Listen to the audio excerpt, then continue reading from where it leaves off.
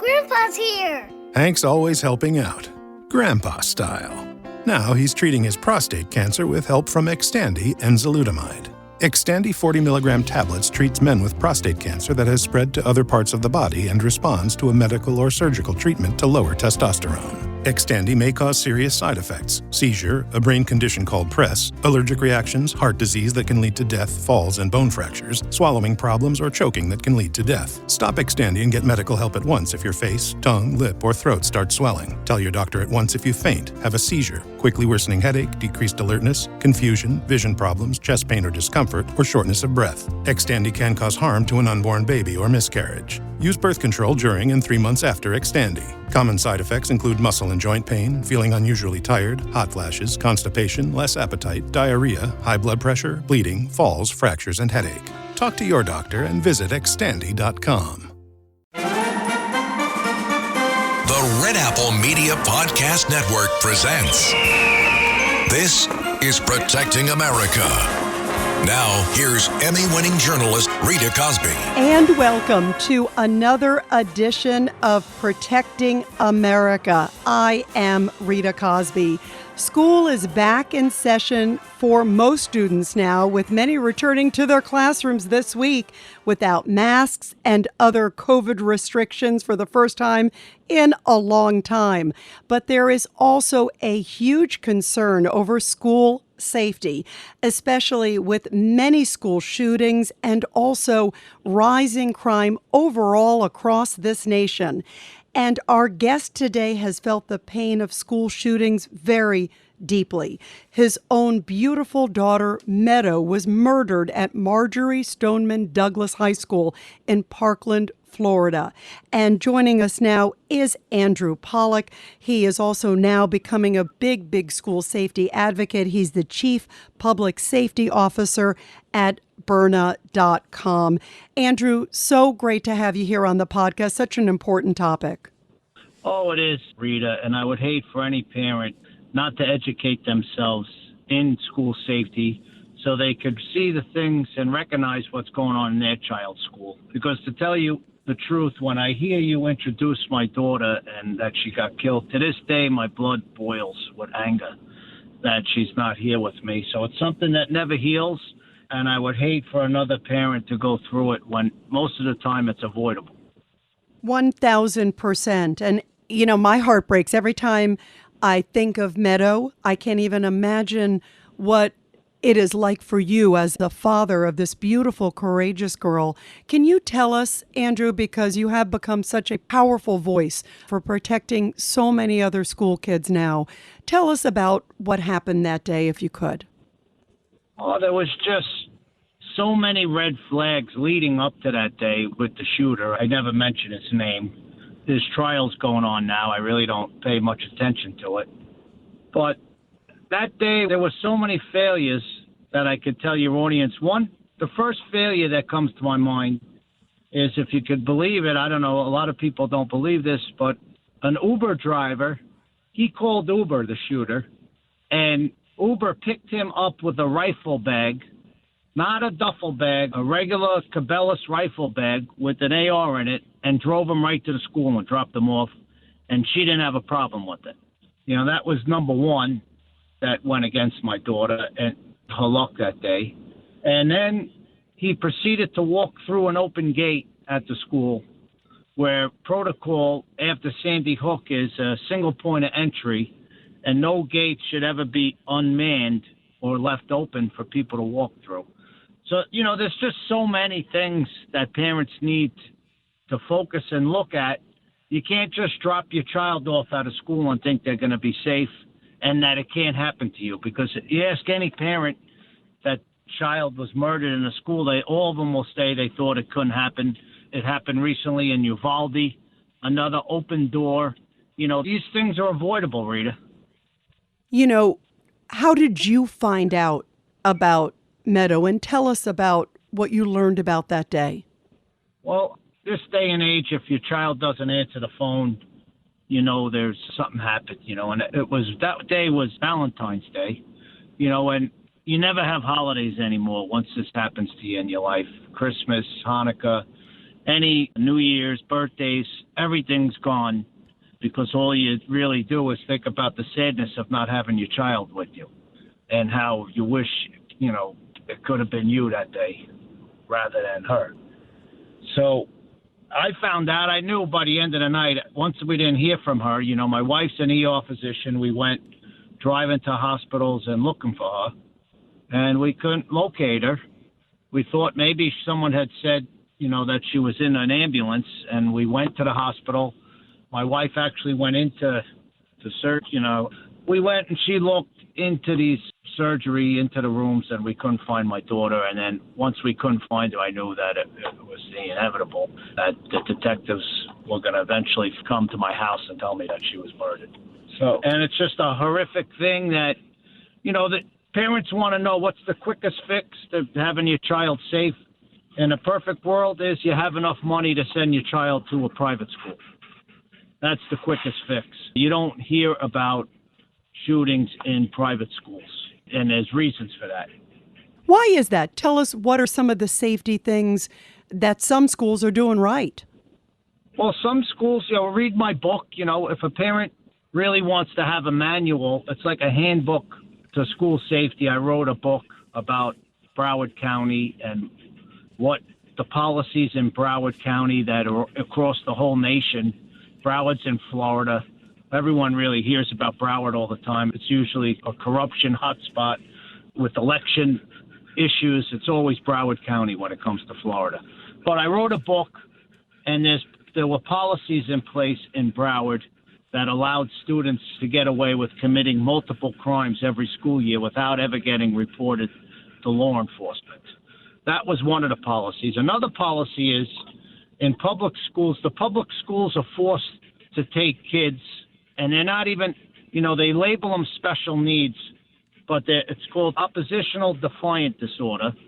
It's actually a form of, if it's a mental illness, they're just evil kids, and they're labeled special needs. And then they give them more rights in these public schools than any other child that goes. Most parents think of special needs, they think of a child who just has a learning disability, but they group these kids in like they did with my daughter, the one who killed my daughter. They group them in special needs, and they give these children more rights. The private schools aren't forced to take these kids that are problems. They don't take them. So you don't ever hear about a shooting in a private school. The private schools, a lot of them take security a lot more serious. I work with some private schools on who they hire, the training. So that's the first fix. The second, would be homeschool. And then third, if you have to send your child to a public school, you have to get involved locally. You see these groups now, they're doing a fabulous job. It's called Moms for Liberty. I'll be speaking in Florida this weekend at a Moms for Liberty event. They're getting involved locally. And in Florida this year, on a good note, we flipped like 5 school boards, 5 school districts to people that are going to take, conservative values serious, security serious, and they flipped in Florida, which is great. And so parents, you need to get involved locally. It's more important your local level than who's living in the White House if you have children in the school district. What are the advice that you also have for kids, too? Because children, what can they do? What should parents teach them at an early age? Well, to trust your parents when there's a problem. At my daughter's school, they had to frisk the shooter before he went to school in the mornings, and they never notified any of the parents, if you could imagine that. His nickname was Crazy Boy, and they frisked him, but no one knew this.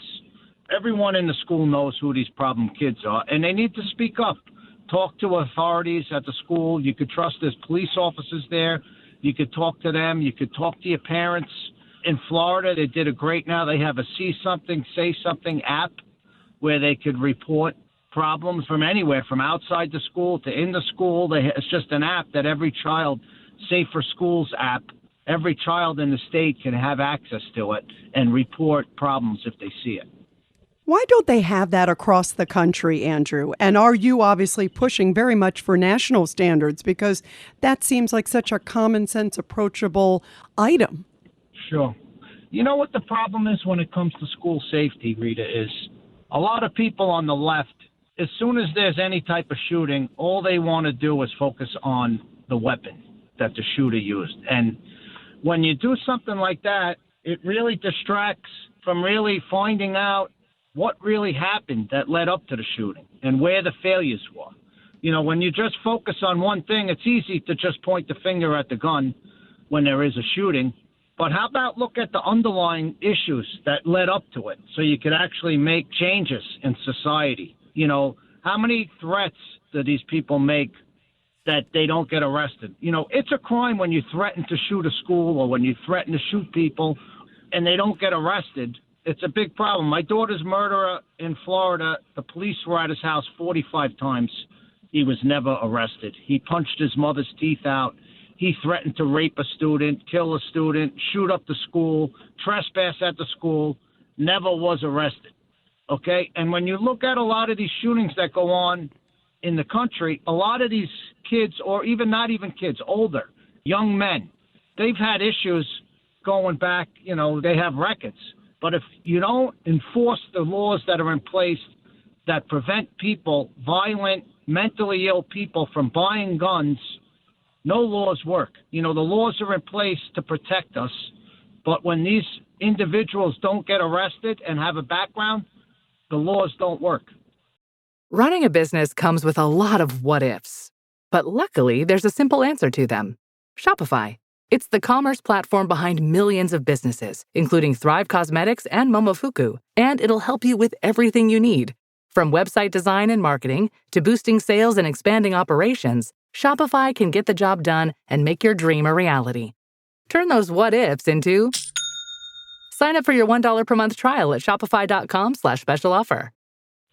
Why are we not doing more? I mean, I agree with you. It is stunning, Andrew Pollack, after all the different shootings, the Parkland one, of course, with your beautiful daughter, and you think of all the other recent ones, that they haven't said, we need a comprehensive approach. And just like you said, look at the track record. There are so many warning flags. Do you just scream every time you see this? You know, what's crazy, it's not crazy, it's just what really is bothering is a lot of these mentally ill people could gain access to firearms, and they're sick, evil individuals. You know, there's a fine line between mentally ill and evil. So what happens is, say someone makes a threat, okay, or someone's acting erratically, and they have issues, okay? The police come, and I know this because my wife's an ER doctor, and she's worked at many hospitals. What happens is there's not a lot of mental institutions anymore. So the police, God bless them, use the hospitals as dumping grounds. They'll take this mentally ill, evil person, they take them to the hospital for an evaluation where they brought in, and then they don't go through the due process of getting that put on their records. So they would have to go to see a psychiatrist and then get put in front of a judge where it would get put on their background where they wouldn't be able to purchase a firearm. That's what's failing in this country. We're not getting the records on these people that are mentally ill or just dangerous. They leave the hospital within like less than 72 hours, sometimes 24 hours. They're back on the street where they're able, with no record, be able to commit more crime or, God forbid, commit another shooting. And there's so many people like that going through the system, and it doesn't go on their background. And if you look at a lot of these shooters, all of them, a lot of them, I'm not going to say all of them, made threats before. They went to the hospital for an evaluation, and never, ever does it get put on their background to prevent them from purchasing a firearm. What did you think when you saw what happened in Uvalde? It was sick because May 18th, I know all these things because my daughter was murdered. May 18th, there was a shooting in Texas in Santa Fe. 10 people were killed. I went out there actually to meet with some parents. I still keep in touch with them. That shooting, Texas didn't learn anything from it. You know, Florida has a police officer. I got a bill passed after my daughter was murdered in Florida when Rick Scott was the governor. Every 500 students in Florida, there has to be one police officer in the school. And it's the law for single point of entry. Every door needs to be shut. And you know, Uvalde, they had a shooting. They had doors open. A teacher propped the door open. You know, it's just horrible. that they were able to get in through that door, and then the shooter got into another classroom door. In Florida, when the class is on, going, in progress, the doors are locked in Florida. And it boils down to the parents. You can't put the blame on school districts when you're the parent. It's your responsibility to know these things and to check on them. You got to go to the school. After you drop your child off, go back to the school and see if it's easy to get into the school. See if there's a police officer. There's lots of things. See if they have a code red plan in place if there is an active shooter. If the school district, Florida, Governor DeSantis just removed 4 of the school board members from when my daughter got murdered from the grand jury investigation. Governor DeSantis put an grand jury investigation into the Broward School District and found out that 4 of them were guilty of not following through on different processes on school safety, mismanagement of funds, millions of dollars. And all this was going on in Broward County. 4 of them were removed. So parents, and I didn't know any of this stuff, so that group really, you have to get involved locally if your child's at a public school. And they're making differences throughout the country. Like I said, one of those groups is Moms for Liberty, and I'll be speaking at an event this weekend in Florida. I was looking at some of these sobering statistics, too. The most common age of a shooter for school there is 17, followed by 16 and 15. Why is that? Do you know? There's just so many things, so many factors that there's more population has grown. So there's more mentally sick people on the streets. There's more kids in the school. These leniency policies, you read about teachers getting beat up. They're not getting reported to law enforcement. There's so many different things. And society in general has been going down the wrong path, everywhere. You see the crime, the police officers, amount of police officers getting shot and killed. So it's on the parents. They really got to get involved. And, if the public school's terrible, if you can't move, you can't homeschool, it's just so many different factors. There's not a one fix-all when it comes to security. It's a layer of things that happen. You are now Chief Public Safety Officer at Burn.com, and I want to have you talk about this idea. I think it's so powerful, Andrew, is something to put in a child's backpack, some of the things that kids can go to school with to protect them. Talk about that. Sure. Anyone that's listening should go to my website, Byrna.com, Byrna.com. I lay out everything on school safety, what parents need to look for. I have an 8-point plan and different things, what they could be looking for and comparing at their child's school. We came out with Byrna is a great company. We have less or non-lethal firearms and these backpack ballistic pads. It weighs less than a pound. You could put it in your child's backpack. You could put it in your own computer bag, and it'll stop most handguns. I feel crazy even discussing things like this, but I look for ways for parents to just have some peace, when you send your child out, to college or to school. It's just different things that you could do to better the odds for your child. And one is go on that Byrna.com. You could see all the other things we offer. We have these launchers that could protect you, where they fire a tear gas pellet, a pepper ball pellet, and then you read about that woman in Memphis that got taken and killed. It was horrible.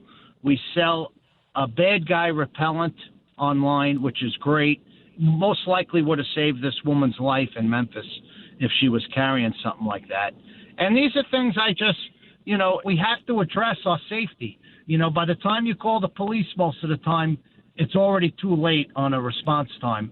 Look, in Uvalde, they didn't even go in. They let those kids die. Just like at my daughter's school, when that police officer hid behind a wall for 40 minutes. That's another guy that I hold accountable. Not many people know. He was brought up on felony child endangerment charges, and his trial will be in February. Deputy Peterson.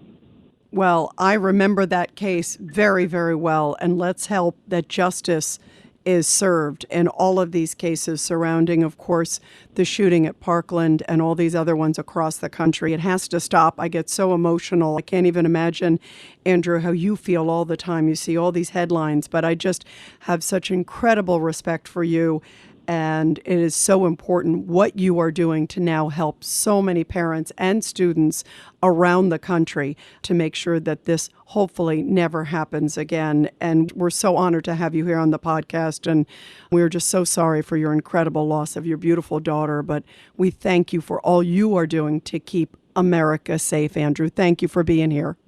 Oh, thanks so much for having me, Rita. And everybody, I'll be back soon with another great edition of Protecting America.